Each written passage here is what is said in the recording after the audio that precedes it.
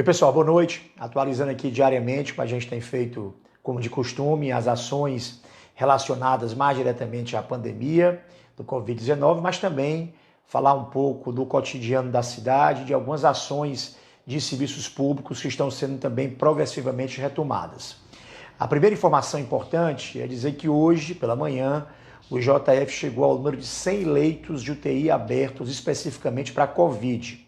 Só para dar uma ideia de grandeza, assim, de comparação, a importância desses 100 leitos especificamente novos de UTI para a Covid, o IJF, nosso maior hospital de trauma, de politrauma do Nordeste brasileiro, um hospital super importante, que funciona 24 horas, 7 dias por semana, com mais de 20 especialidades médicas, com um centro de queimados que é referência, ele tinha uma unidade de UTI com 33 leitos.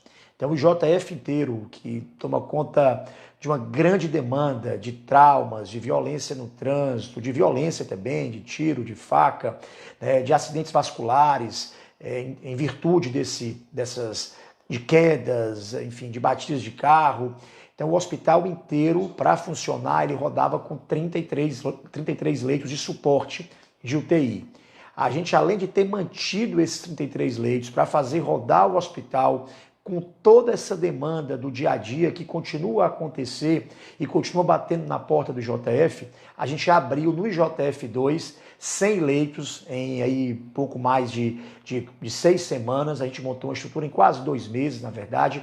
A gente montou uma estrutura que é 3 vezes maior de leitos de UTI do que a estrutura já regulada do hospital.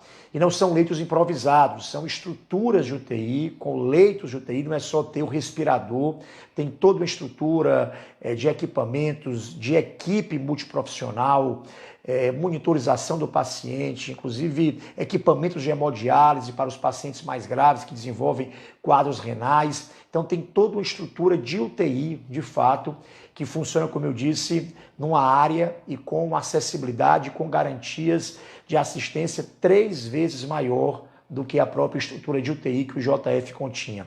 Então hoje a gente chegou a abrir mais 10 leitos, ao número de 100 leitos.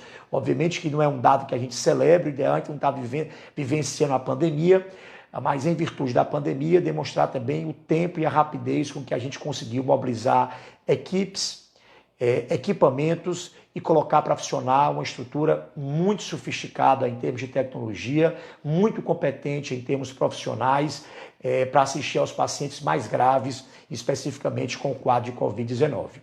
Um outro número importante, que também não se celebra, se registra, mas dá dimensão também do tempo e da velocidade de resposta das políticas de saúde do município, são números do Hospital do PV. Aqui mesmo, na nossa rede social, a gente compartilhou quando o paciente de número 1000 foi acolhido dentro do Hospital de Campanha do Presidente Vargas. Eu atualizei agora os números recentemente, agora há poucas horas atrás, a gente já estava com 1.022 admissões.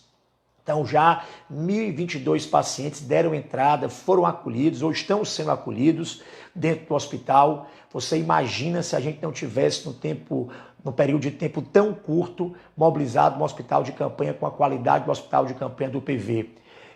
Como é que estaria a nossa rede assistencial?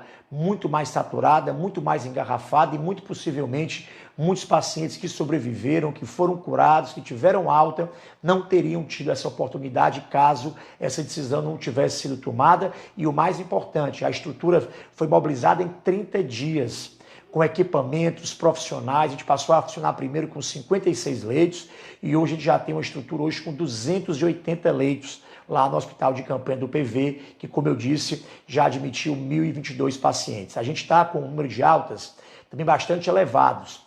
A gente está com 788 altas já dadas. Eu me recordo que semana passada foi matéria internacional, um hospital lá na cidade de Nova York, nos Estados Unidos, uma cidade rica, que teve das maiores dramas, vividos pelo Covid, porque foi uma cidade muito atingida por essa pandemia. Lá foi a matéria nacional quando o hospital celebrou o número de 800 altas dadas. Pois aqui a gente, muito possivelmente, nos próximos dias, ou amanhã, ou depois da manhã, ou durante esse final de semana ainda, a gente deverá chegar a 800 altas já dadas no hospital de campanha do PV. Eu sei lá atrás, quando tomei a decisão, houve crítica, houve polêmica, a gente está no ano eleitoral, naturalmente a oposição vai lá fazer uma política, falar mal, mas vocês imaginam se a gente não tivesse a convicção de que era preciso fazer o que a gente fez no tempo que a gente fez. Como não estaria agora a nossa já saturada e já engarrafada rede hospitalar de saúde de Fortaleza. Então, eu queria compartilhar esses dados com os fortalezenses, né, com toda a equipe da saúde, com os profissionais da saúde, que é quem estão fazendo acontecer essa realidade lá na ponta, dentro dos leitos, nos leitos de UTI, na atenção primária, que tem de fato acolhido de forma humanizada, assistido a população e dado a chance e a oportunidade a tanta gente se recuperar, se curar, se reabilitar e voltar para as suas residências. Dito isso, pessoal, eu fiz agora também uma reunião longa da retomada das obras da cidade de Fortaleza. Esse último decreto que a gente publicou, da Prefeitura e do Governo, ele permite obras privadas de serem retomadas dentro de alguns protocolos e também permitem obras públicas que são tidas e são avaliadas como obras essenciais também. A gente, obviamente, está se preocupando em retomar essas obras com muita responsabilidade, com os protocolos devidos, mas também, como a gente tem hoje recurso em caixa, tem obras fundamentais que precisam ser entregues, a gente começou também, vai fazer isso agora, toda semana, monitorar o andamento dessas obras, a retomada de algumas, o início de outras que estavam previstas para acontecer durante esse período de pandemia, que não foram iniciadas e que passarão a ser iniciadas. Obviamente que vamos focar e dar aí uma atenção especial. Faltam aí pouco mais de 6 meses, 7 meses para acabar o ano.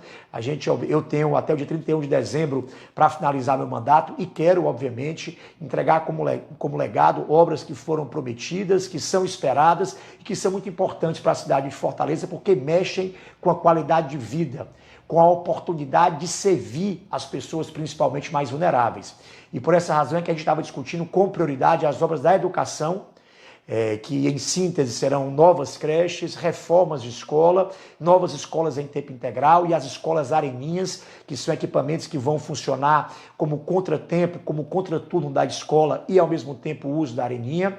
Priorizamos, obviamente, as obras da saúde, temos muitas obras da saúde para serem entregues agora, 2 policlínicas agora até o final de julho, de exames e consultas. Só para dar uma ideia, uma policlínica dessa que a gente inaugurou no Jockey Club, ela faz em média de 8 a 10 mil atendimentos por mês de exames e consultas médicas especializadas. Teremos mais 2 agora até final de julho, uma no Passaré e uma outra lá no Siqueira.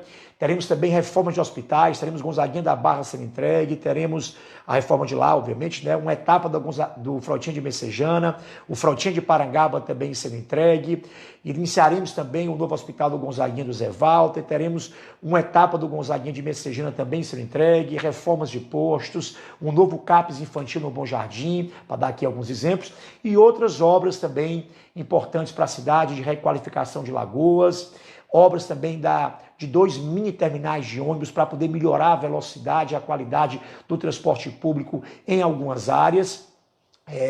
E também algumas obras viárias que estejam nesse momento em eixos comerciais, em outras palavras, obras que estão quebrando, abrindo subterrâneo, colocando cano, arrancando asfalto, que estão requalificando urbanisticamente áreas que são corredores comerciais. A gente está correndo para entregar boa parte delas antes da retomada dessas atividades. É bom dizer que esses comerciantes e empresários já têm sofrido com a própria crise econômica global, com as consequências da pandemia, e o que estiver ao nosso alcance, obviamente, quando possível, em muitas dessas obras que a gente já iniciou, a gente vai trabalhar para acelerar a finalização dela o mais rápido possível, para poder a obra em si não ser um empecilho a mais para a retomada da economia. Muito pelo contrário, que ela seja uma oportunidade para que a retomada aconteça em espaços muito mais bem qualificados e muito mais bem atrativos. Era isso que eu tinha a dizer hoje, tem muita coisa para falar, mas vou dividir aqui. Amanhã vamos ter um outro encontro, porque tem novas reuniões ainda hoje e durante o período de amanhã, que gerarão certamente